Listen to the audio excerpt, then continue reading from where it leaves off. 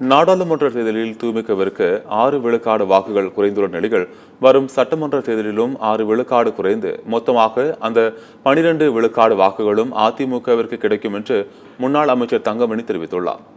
மதுரை மாநகராட்சி குடிநீர் திட்டத்தை திமுக அரசு முடக்குவதாக கூறி அதிமுக சார்பாக நடைபெற்ற கண்டன ஆர்ப்பாட்டத்தில் கலந்து கொண்ட தங்கமணி பின்னர் செய்தியாளர்களை சந்தித்தார்.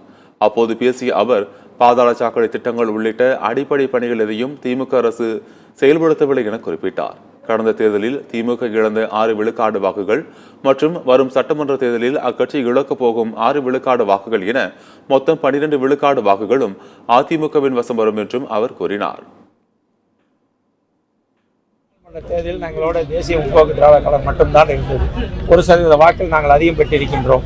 200 தேர்தலில் வெற்றி பெறும் என்று சொல்லுகின்ற திமுக கூட்டணி அப்படியே இருக்கின்றது. 6% வாக்கில் குறைந்திருக்கிறது என்று சொன்னால் மக்கள் யாருக்கு ஆதரவாக இருக்கின்றார்கள்? நாளைய தினம் சட்டமன்ற தேர்தல் வருகின்ற போது இன்னும் 6% குறையும். அந்த 12% எங்களுக்கு வரும். நிச்சயமாக நாங்கள் ஆட்சி அமைப்போம். அந்த எடப்பாடியார் தான்